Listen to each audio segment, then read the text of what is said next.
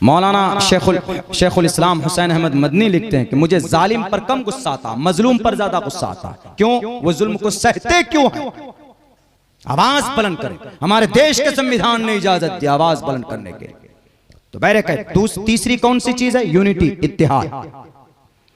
हम मुसलमानों में दुनियावी लेवल पर कितने इत्तेहाद है?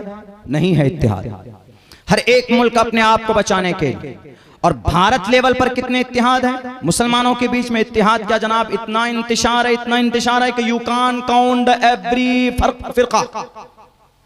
एक आप जर्रा बराबर भी आप इससे एग्री नहीं करेंगे। हम मुसलमान कितने बिखरे हुए हैं, अलग अलग प्लेटफॉर्म पर हैं कि नहीं। और ये 1.5 करोड़ यहूदी सिर्फ 45 लाख उस छोटे से मुल्क में है, लेकिन पूरी दुनिया में 1.5 करोड़ यहूदी हर मुल्क में। जर्रा बराबर किसी एक यहूदी को कुछ हो तो वो सब के सब मुत्तहिद हो जाते। उन्होंने देखा कि अल्लाह के नबी इसलिए कामयाब हुए, वो एक प्लेटफॉर्म पर एक दीवार के मानिंद थे। सहाबा किराम के बारे में रिसर्च करते। उन्होंने सबसे पहली दिफाई जंग कौन सी? जंगे बद्र के तरफ नजर उठाकर देखता। अभी 313 की तारीख आपके सामने आई। उधर सामने 1000 क्यों कामयाब हुए? एक तो ये कि वो बरहक थे, एक तो ये कि वो ईमान बिल यकीन के साथ थे, और फिर सीसा पिलाई हुई दीवार के मानिंद थे। सहाबा अलग नहीं थे। इसीलिए अल्लाह तबारक व तआला ने उनकी मदद के लिए आसमान से जमीन पर फरिश्तों को उतारा, इसलिए कि अल्लाह की मदद जमात पर होती।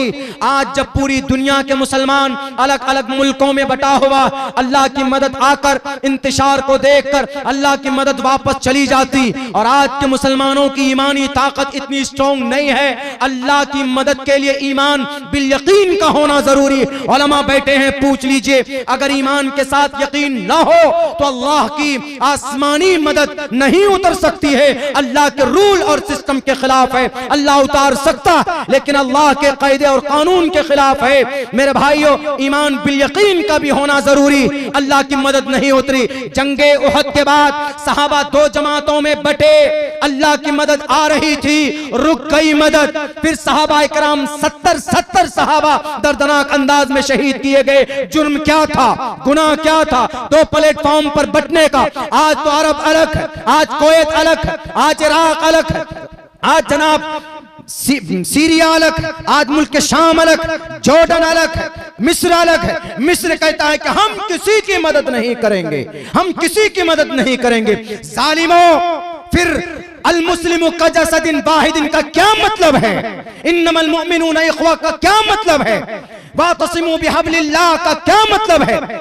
और फिर कुरान करीम के अंदर खुले लफ्जों में कहा कि मुंतशिर मत हो जाओ।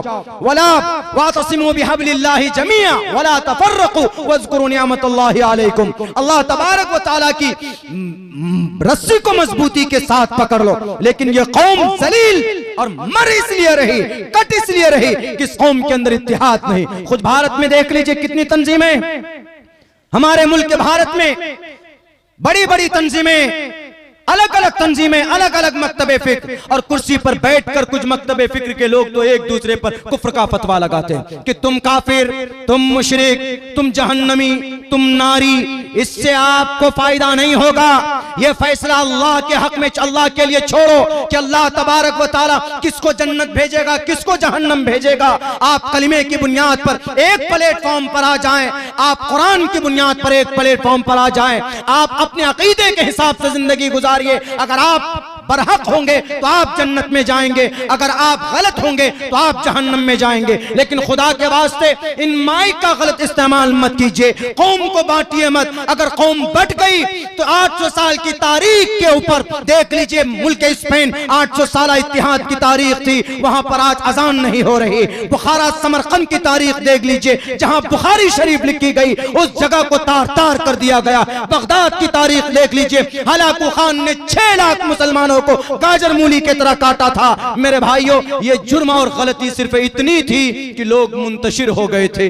अगर ये कौम के लोग मुंतशिर हो गए तो अल्लाह की मदद के हकदार नहीं है। इसलिए जरूरत इस बात की है कि पूरी आलमी सतह पर टोटल मुसलमान एक प्लेटफॉर्म पर आकर कौम की भलाई के लिए कुछ न कुछ काम करना चाहिए। और खुद हमारे भारत के अंदर एक यूनिटी की जरूरत है। हिंदू मुसलमानों के बीच में भी यूनिटी की जरूरत है, मुसलमानों के बीच में खुसूसन यूनिटी की जरूरत है ताकि इस कौम को फायदा पहुंच सके।